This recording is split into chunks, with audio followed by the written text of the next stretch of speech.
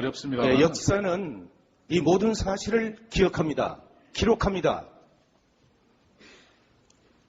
지금 이 고발인들을요, 검찰에서 거꾸로 엮어가지고 지금 실형을 선고해서 현재 감옥에 있어요. 정당한 주장을 하는 국민들을 거꾸로 올개미를 씌워가지고 입을 막아버리기 위해서 지금 감옥에 넣었다 이런 얘기입니다. 우리 국민은 우매하지 않습니다. 지켜보겠습니다. 강동원은 박근혜와 국정원의 가장 아픈 곳, 대선 부정 문제를 가지고 끝까지 진상규명을 요구하고 이걸 소송을 제기하고 그 다음에 이 기자회견을 하고 그 다음에 수개표 법 개정 운동을 하고 그러니까 가장 아픈 곳을 건드린 사람입니다. 그 다음에 박근혜 정권과 국정원이 아픈 곳이 어딥니까? 세월호 사건이죠. 이 세월호 사건을 건드렸던 세월호 사건에 가장 열심히 뛰었던 사람이 김현이죠. 김현은 아예 1차 컷오프에서 탈락해버렸습니다. 그 다음에 정청래도 보면은 세월호에 24일간 단식 투쟁을 합니다. 그 다음에 조중동의 인터뷰도 거부하고 그 박근혜에 대해서도 뭐 이 시간 날 때마다 아주 막 날카롭게 공격을 합니다.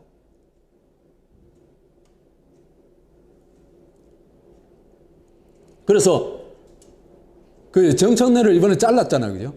컷오프 시켰는데 막말을 했다고 그랬거든. 딴 거는 자를 이유가 하나도 없어요. 갖다 붙인다고 붙인 게 막말을 했다는 건데 막말을 했다는 대표적인 게 이겁니다. 사퇴하지도 않으면서 차세할 것처럼 공갈을 치는 게 더 문제다. 주승용한테 이런 얘기했죠. 주승용이 그 당에서 이 사보타지 한 거 보면요. 이런 얘기가 아니라 귀때기를 한 서너 차례 맞아도요. 할 말이 없는 사람이에요. 그건 당인으로서는 도저히 있을 수 없는 짓들을 계속 해온 사람이거든요. 그런 사람에 대해서 이렇게 얘기하는 게 이게 무슨 막말인가? 이게 전혀 막말 아닙니다. 우리 보통 공갈 치지 마세요 하잖아요. 그게 무슨 막말이에요. 그래서 이 당이 어떻게 됐냐? 민주투사는 팽시키고 반당 인사는 이제는 칼을 잡고 칼춤을 추고 있습니다. 그래서 정청래, 강동원 이런 사람들이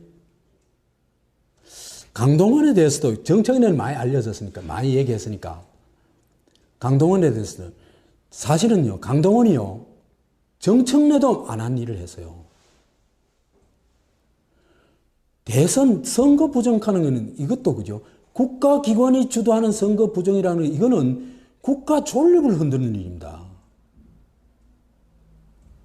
그런데 민주당이요 문재인부터 앞장서가지고 이 문제에 대해서는 철저히 외면했어요. 출신이 민노당 출신이기 때문에 네. 뭡니까 사람들이 좀 다르죠. 그래서 이래서 가장 중요한 문제, 민주주의 가장 중요한 문제에 도전했던 사람입니다. 그런데 문재인 또 외면하고 당에서 아예 왕따를 시켜버렸어요. 민주주의 근본 문제에 대해서도 관심을 가지 않는 정당이 무슨 민주정당이냐 말이야.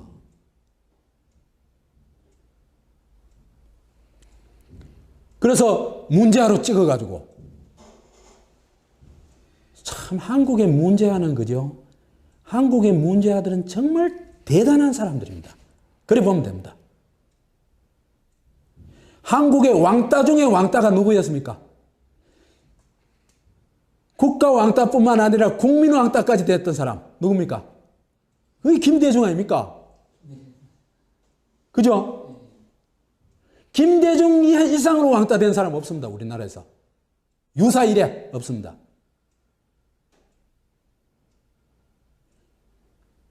그런데 사실은 열어보니까 그 사람 대단한 사람이죠. 한국 사회가 그죠? 그 여당뿐만 아니라 이 야당도 이 꼬라지란 얘기입니다. 그래서 매국 집단이 독립운동가를 빨갱이로 모는 거하고 뭐가 다르냐 이게 말이야. 민주당 너는 이거에서 빠져나왔나 말이지. 참 나라가 걱정스럽습니다. 그래서 이렇게 얘기하고 싶어요. 그렇지만은 그래도 아직 늦지 않았다.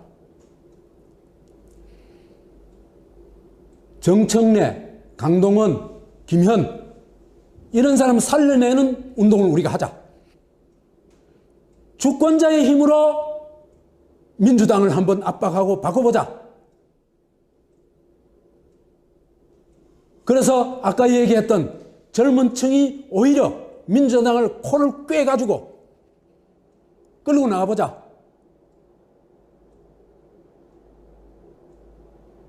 그래서 이제는 주권자가 따라가는 정당이 아니고 주권자가 목을 잡고 끌고 가는 정당을 한번 만들어보자. 이런 얘기를 하고 싶네요. 그리고 지금의 젊은 층들이 이런 어떤 각오가 있다면은 이번 선거 아직도 희망이 있다.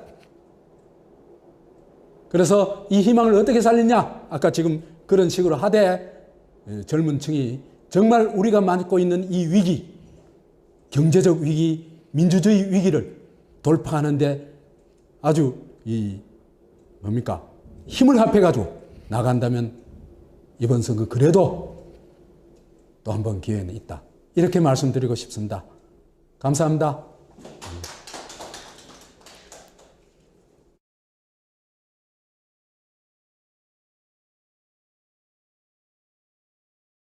나와 있습니다.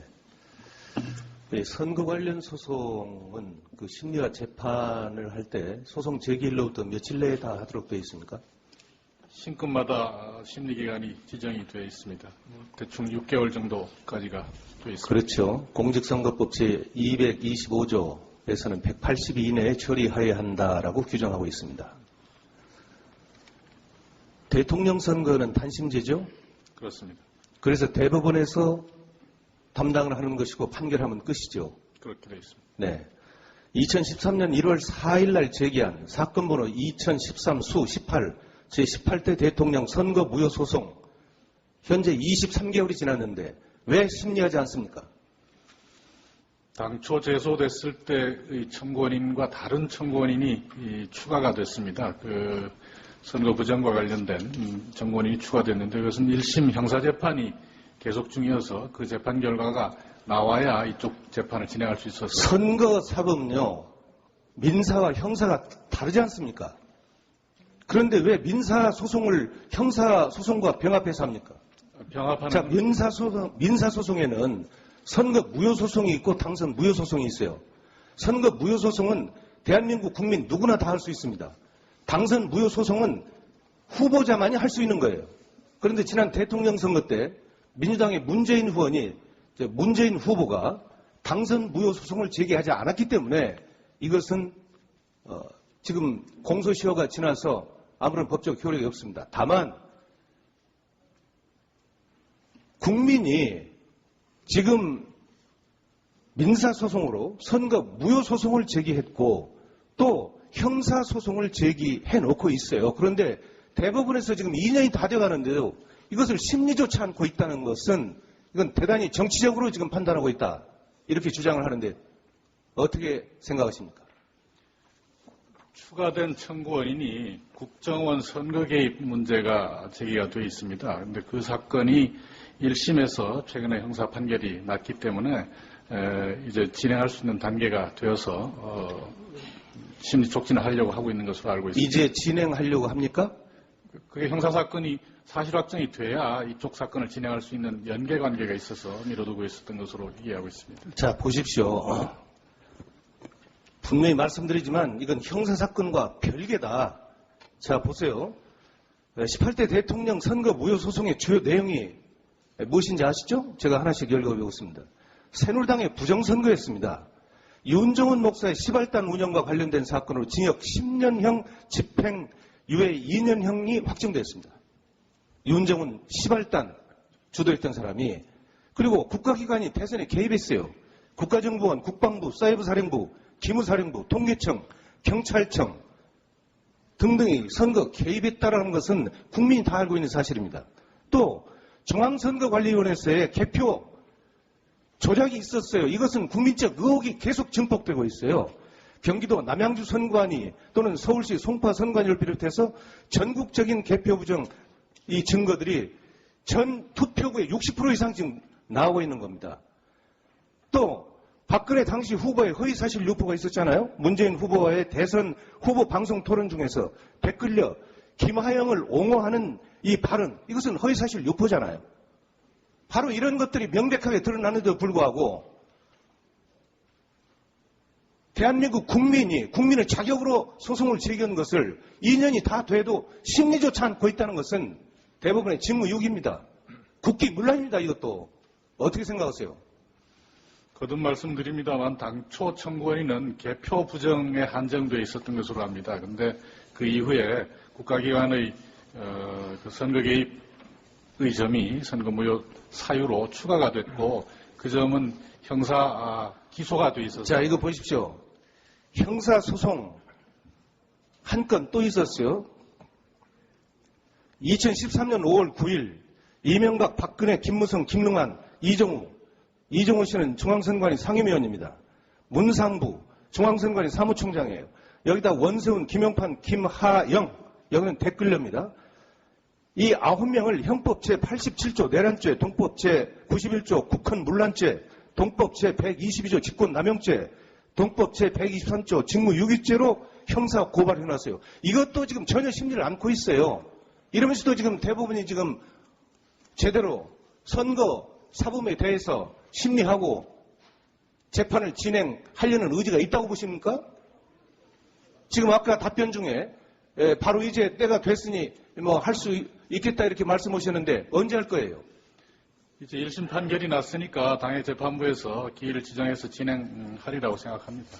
그렇게 막연하게 답변하지 마시고 지금 현재 어떤 상황인데 언제 하겠다. 이 국회에서 분명히 한번 답변해 보세요.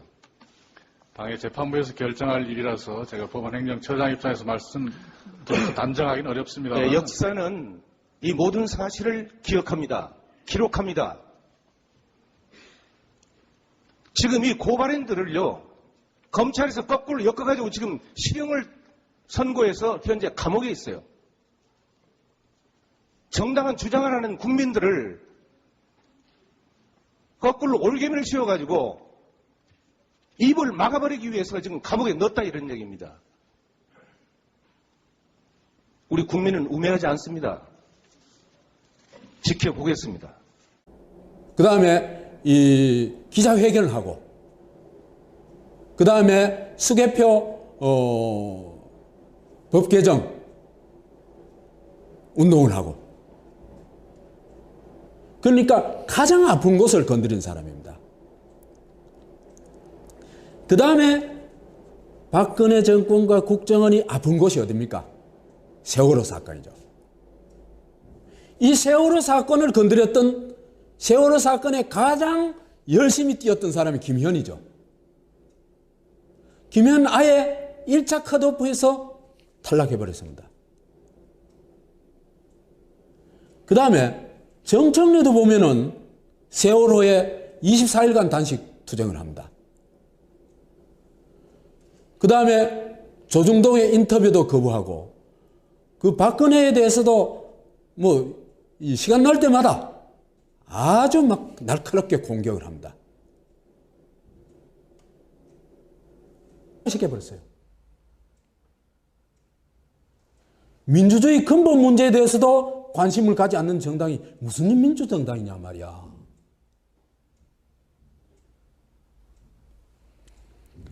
그래서 문제아로 찍어가지고, 참 한국의 문제아는 그죠? 한국의 문제아들은 정말 대단한 사람들입니다. 그래 보면 됩니다. 한국의 왕따 중에 왕따가 누구였습니까? 국가 왕따뿐만 아니라 국민 왕따까지 됐던 사람 누굽니까? 그게 김대중 아닙니까? 그죠? 김대중 이상으로 왕따 된 사람 없습니다. 우리나라에서. 유사 이래 없습니다.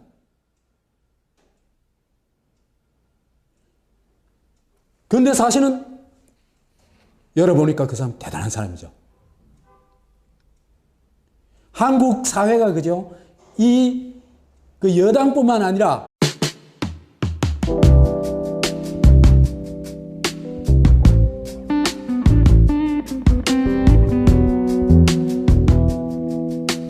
하긴 어렵습니다. 네, 역사는 이 모든 사실을 기억합니다. 기록합니다. 지금 이 고발인들을요, 검찰에서 거꾸로 엮어가지고 지금 실형을 선고해서 현재 감옥에 있어요. 정당한 주장을 하는 국민들을 거꾸로 올개미를 씌워가지고 입을 막아버리기 위해서 지금 감옥에 넣었다 이런 얘기입니다. 우리 국민은 우매하지 않습니다. 지켜보겠습니다. 강동원은 박근혜와 국정원의 가장 아픈 곳 대선 부정 문제를 가지고 끝까지 진상규명을 요구하고 이걸 소송을 제기하고 그래서 그 정청래를 이번에 잘랐잖아요. 그죠? 컷오프 시켰는데 막말을 했다고 그랬거든. 딴 거는 자를 이유가 하나도 없어요. 갖다 붙인다고 붙인 게 막말했다는 건데 막말했다는 대표적인 게 이겁니다. 사퇴하지도 않으면서 자세할 것처럼 공갈 치는 게 더 문제다. 주승용한테 이런 얘기했죠. 주승용이 그 당에서 이 사보타지 한 거 보면요. 이런 얘기가 아니라 귀때기를 한 서너 차례 맞아도요. 할 말이 없는 사람이에요. 그건 당인으로서는 도저히 있을 수 없는 짓들을 계속 해온 사람이거든요. 그런 사람에 대해서 이렇게 얘기하는 게 이게 무슨 막말인가? 이게 전혀 막말 아닙니다. 우리 보통 공갈 치지 마세요 하잖아요. 그게 무슨 막말이에요. 그래서 이 당이 어떻게 됐냐? 민주투사는 팽시키고 반당 인사는 이제는 칼을 잡고 칼춤을 추고 있습니다. 그래서 정청래, 강동원 이런 사람들이 강동원에 대해서도 정청래는 많이 알려졌으니까 많이 얘기했으니까 강동원에 대해서는 사실은요 강동원이요 정청래도 안 한 일을 했어요. 대선 선거 부정하는 것은 이것도 그죠. 국가기관이 주도하는 선거 부정이라는 이거는 국가 존립을 흔드는 일입니다. 그런데 민주당이요 문재인부터 앞장서가지고 이 문제에 대해서는 철저히 외면했어요. 출신이 민노당 출신이기 때문에 예. 뭡니까 사람들이 좀 다르죠. 한마디로 그래서 자유분자로 놀았군요. 이래서 가장 중요한 문제, 민주주의 가장 중요한 문제에 도전했던 사람입니다. 근데 문재인 또 외면하고 당에서 아예 왕따를